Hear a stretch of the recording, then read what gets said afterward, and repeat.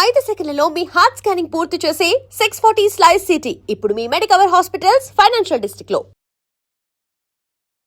Welcome to iDream media. So obesity, ఊబకాయం సమస్య ఇబ్బంది పెడుతూ ఉంటుంది. ఊబకాయం వల్ల అనేక రకాల అనారోగ్య సమస్యలు వస్తాయి, లేదా ఏదైనా అనారోగ్యం ఉంటే కూడా ఒబిసిటీ వస్తుందని చెప్తూ ఉంటారు. అయితే ఈ ఒబిసిటీని, ఊబకాయాన్ని, బరువు ఎక్కువగా ఉండడాన్ని తగ్గించడానికి ఆయుర్వేదంలో చాలా చక్కటి టిప్స్ ఉన్నాయి, ట్రీట్మెంట్స్ ఉన్నాయి. దీని గురించి వివరాలు తెలుసుకుందాం. ఈరోజు మనతో పాటు ఉన్నారు ప్రముఖ ఆయుర్వేద వైద్య నిపుణులు ప్రొఫెసర్ డాక్టర్ టి వేణుగోపాలరావు గారు. డాక్టర్ గారు నమస్తే. నమస్కారం. ఆయుర్వేద వైద్యం చదువుకొని చాలామందికి విద్యను బోధించి చాలామంది పేషెంట్స్ని క్యూర్ చేసిన అనుభవం ఉన్న ఒక పెద్ద డాక్టర్ మీరు. అయితే నాకు ఎప్పటి నుంచి అడగాలని ఉంది, అసలు ఈ ఒబెసిటీని ఆయుర్వేదంలో అసలు ఏమంటారు, ఆయుర్వేద పరంగా దీన్ని అసలు ఎట్లా తగ్గిస్తారు? ధన్వంతరి అనమా, ముందుగా ధన్వంతరి మనము ధ్యానించుకోవాలి. ఆయుర్వేద మూల పురుషుడు, ఆయుర్వేద దేవుడు. ముందుగా ఒబేసిటీ లేకపోతే స్థౌల్యం అని ఆయుర్వేదంలో దీనికి పేరు అనమాట. స్థూలత్వ, బల్కీనెస్, బల్కీ బాడీ, హెవీ బాడీ, వీటన్నిటి కూడా స్థూలత్వం లేకపోతే స్థూలత్వం ఉన్న శరీరాన్ని స్థౌల్యం అంటారు. ఈ స్థౌల్యం దేని వల్ల వచ్చిందంటే మేధో ధాతువు యొక్క అతి వృద్ధి, అంటే excess deposition of fat.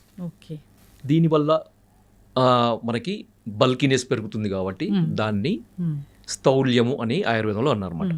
So దీన్ని మేధో దోషము, మేధస్సు అంటే ఫ్యాట్ అనమాట. సో మేధస్సు యొక్క అతి సంచయం వల్ల వచ్చే స్థౌల్యము, ఓవర్ వెయిట్. ముఖ్యంగా కొంతమంది చూడడానికి హెవీ వెయిట్ లేకపోతే చాలా భారీగా కనపడతారు, కానీ వాళ్ళకి ఫ్యాట్ తక్కువ ఉంటుంది. సో వాళ్ళది మజిల్ కంటెంట్ ఎక్కువ ఉంటుంది. వాళ్ళని మనం ఒబెసిటీ కింద తీసుకోవద్దు, అలా కన్సిడర్ చేయొద్దు.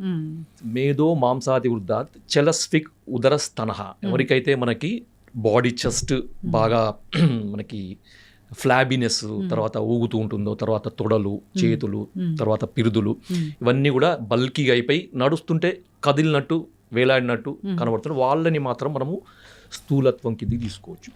రెండోది, మనకి ఏదైతే ఎత్తును బట్టి, వయసును బట్టి ఉండాల్సిన బరువు కంటే ఎక్కువ ఉంటే కూడా మనము వాటిని మనకి ఓవర్ వెయిట్ కింద, ఒబేసిటీ కింద తీసుకోవచ్చు. సో ఒబేసిటీ కొరకు రకరకాల ప్రయత్నాలు చేస్తుంటాం. సో అవి ఎక్సర్సైజ్ పరంగా కానీ, మెడిసిన్స్ పరంగా కానీ, డైట్ పరంగా కానీ, ఈ 3 రకాల పద్ధతులను పాటిస్తూ చాలామంది ప్రయత్నాలు చేస్తుంటారు. సో కొంతమందికి రిజల్ట్స్ కనబడతాయి, కొంతమందికి కనబడవు. కానీ మనకు ఆయుర్వేదంలో ఈ ఒబేసిటీని డీల్ చేయడానికి రకరకాల పద్ధతులు ఉన్నాయి. దాంట్లో మెడిసిన్స్కి సంబంధించిన పద్ధతులు కూడా చాలా ఉన్నాయి. ఆ మెడిసిన్స్ కూడా చాలా ఉన్నాయి. సో దాంట్లో నేను దాదాపుగా ఒక 15 సంవత్సరాల నుంచి నా పేషెంట్స్కి ఒబేసిటీ అనేది, ఓవర్ వెయిట్ అనేది రీజన్ ఏదైనా ఉండదు. కొంతమందికి బై బర్త్ అంటే మనకి జెనెటికల్గా వచ్చే ఒబేసిటీ, రెండవది ఎక్కువ తినడం వల్ల వచ్చే ఒబేసిటీ, మూడవది ఏదైనా ఇతర కారణం వల్ల, ముఖ్యంగా థైరాయిడ్ లేదంటే పీసీఓడి ప్రాబ్లం, మెటబాలిక్ ట్రయాడ్ అంటారు అనమాట. PCOD, hypothyroidism, obesity.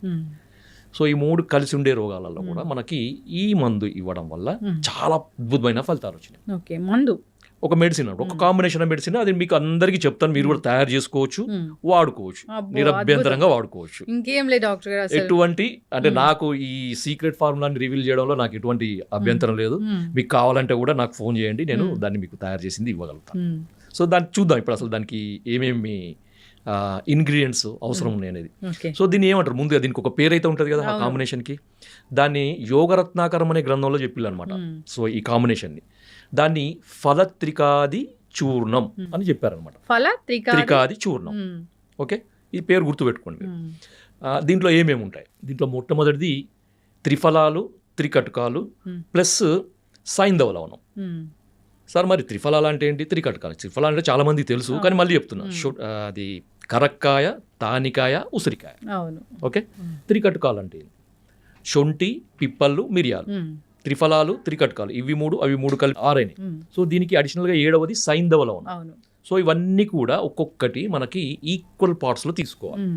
ఉదాహరణకి శొంఠి 100 గ్రాములు, పిప్పళ్ళు 100 గ్రాములు, మిరియాలు 100 గ్రాములు, కరక్కాయ 100 గ్రాములు, తానికాయ 100 గ్రాములు, ఉసిరికాయ 100 గ్రాములు, సైంధవ లవణం 100 గ్రాములు, ఇవన్నీ విడివిడిగా పొడి చేసుకొని మళ్ళీ అన్ని కూడా ఈక్వల్ క్వాంటిటీలో కలిపి మీరు ఒక మంచి కంటైనర్లో పెట్టుకోండి, ఎయిర్ టైట్ కంటైనర్లో పెట్టుకోండి, మీకు మెడిసిన్ తయారైపోయింది. ఒక అద్భుతమైన మెడిసిన్, బ్రహ్మాండమైన మెడిసిన్. ఇక ఎక్సర్సైజులు కాదు, ఇక అవి కాదు ఇవి కాదు, ఇక ఊరికే జిమ్లకు పోవాలి, పొద్దున లేచి పరిగెత్తాలి, ఇదంతా అవసరం లేదండి. హ్యాపీగా మీరు రోజు ఇంట్లోనే కూర్చొని వెయిట్ తగ్గవచ్చు. ఆయుర్వేదం అంత అంత అద్భుతంగా పనిచేస్తుంది. ఓకే, సో దీన్ని ఎట్లా వాడాలి మరి? అందరూ సార్ మేము మందు తయారు చేసుకున్నాం, మీరు చెప్పినట్టు మరి వాడే విధానం చెప్పాలి కదా. సో దీనికి ఏం చేయాలంటే, ఇప్పుడు మందు తయారైంది మనకి, దీని నుంచి ఒక 1/2 టీ స్పూన్ వెయిట్ని బట్టి, అంటే మనకి ఉండాల్సిన దానికంటే ఒక 20 కేజీల వరకు ఎక్కువ ఉన్న వాళ్ళు 1/2 టీ స్పూన్ తీసుకోండి, అంతకంటే ఎక్కువ ఉన్న వాళ్ళు 1 టీ స్పూన్ తీసుకోండి. 20 కేజీల లోపు ఎక్కువ ఉన్న వాళ్ళు 1/2 టీ స్పూను ప్లస్ దానికి ఒక 1 టీ స్పూను నువ్వుల నూనె కలపండి, మంచి నువ్వుల నూనె. ఓకే, కలిపి తీసుకోండి. అదే 20 కేజీల కంటే ఎక్కువ ఉన్నవాళ్ళు, అది ఎంతనన్నా ఎక్కువ ఉండండి, 20 కేజెస్ ప్లస్ వాళ్ళు 1 టీ స్పూన్ పౌడర్కి 2 స్పూన్స్ నువ్వుల నూనె తీసుకోవాలి.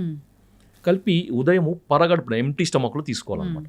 ఎంటీ స్టమక్లో తీసుకొని వెంబడే ఒక 1/2 గ్లాసు గోరువెచ్చని నీళ్లు, కాకపోతే వేడి నీళ్ళు, అంటే మనం టీ తాగితే ఎంతైతే వేడి ఉంటుందో, టీ మనం తాగే రెగ్యులర్ తాగే టీ అంత వేడి ఉండే నీళ్లు తాగాలన్నమాట.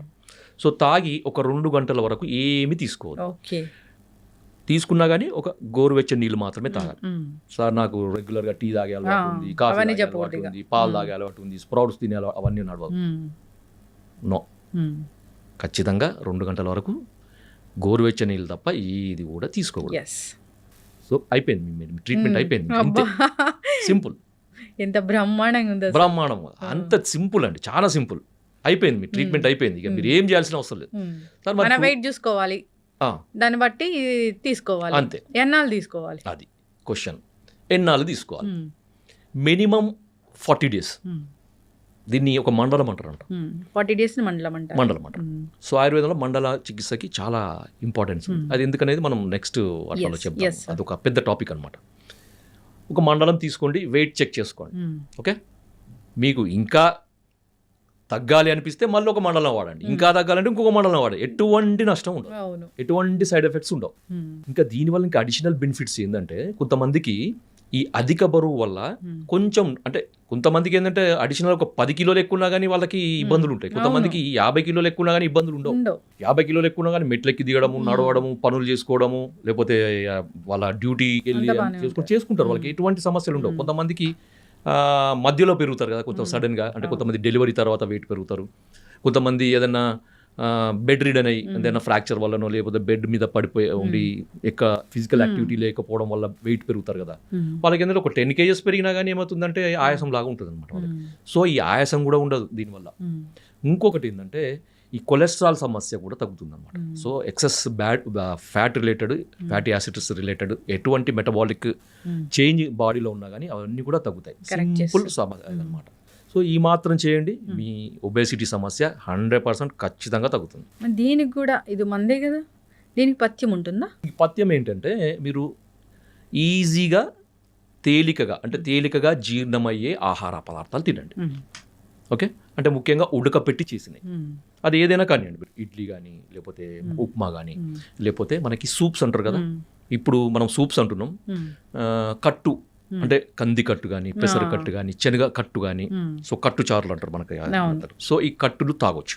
సో దాంట్లో కొంచెం సైంధవ లవణము, కొంచెము టేస్ట్ కొరకు మీరు నిమ్మకాయ రసం పిండుకోవచ్చు, కొత్తిమీర, లేకపోతే కొంచెం కారం కొరకు మిరియాల పొడి, నల్ల ఉప్పు, ఇలా మీకు జీలకర్ర పొడి, మీకు కాంబినేషన్ మీకు ఏది నచ్చితే, ఏ విధంగా మీకు టేస్ట్ నచ్చితే అవి కలుపుకొని మీరు తాగొచ్చు.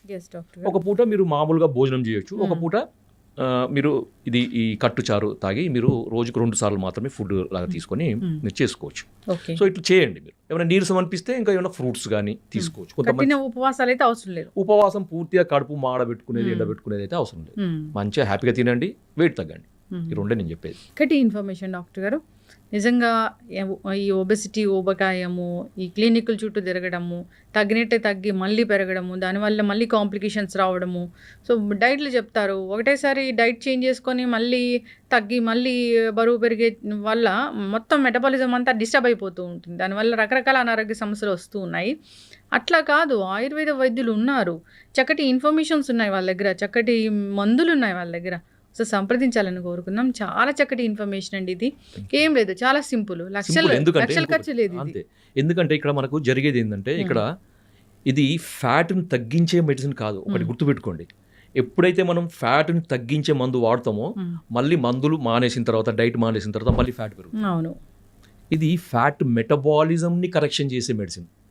అంటే మనం తీసుకున్న ఫుడ్ నుంచి ఎక్సెస్ ఫ్యాట్ కన్వర్షన్ కాకుండా మెటబాలిక్ ట్యూనింగ్, మెటబాలిక్ యాక్టివిటీని ట్యూన్ చేసే మెడిసిన్ అనమాట. ఎస్. సో అందువల్ల ఏంటంటే మనం తీసుకున్న ఆహారము ధాతు పరిణామం, మనకి టిష్యూ ట్రాన్స్ఫార్మేషన్ అని ఉంటుంది ఆయుర్వేదంలో. సో ఒక ధాతు నుంచి ఒక ధాతు, ఒక ధాతు నుంచి ఒక ధాతు, ఏదైతే ఎంత మోతాదులో ఎంత టైంలో కావాలో అంత టైంలో కరెక్ట్ కావడం వల్ల ఏమవుతుందంటే ఏ ధాతు కూడా ఎక్సెస్ కూడా స్టోర్ కాదనమాట, సంచయం కాదనమాట. సో అందువల్ల మెటబాలిక్ కరెక్షన్ జరుగుతుంది. ఎస్, ఖచ్చితంగా డాక్టర్ గారు చాలా చక్కటి ఇన్ఫర్మేషన్ అండి. అందరు ఫాలో అవ్వాలని కోరుకుందాం. మరి దీనివల్ల ఎసిడిటీలు అలాంటి ఇబ్బంది అలాంటివి ఏమి ఉండవు. ఎందుకంటే దీంట్లో త్రిఫలాలు ఇవన్నీ ఉన్నాయి కదా. సో వీటి వల్ల ఎటువంటి నష్టం ఉండదు. చక్కటి ఇన్ఫర్మేషన్ అండి. ధన్యవాదాలు. ధన్యవాదాలు.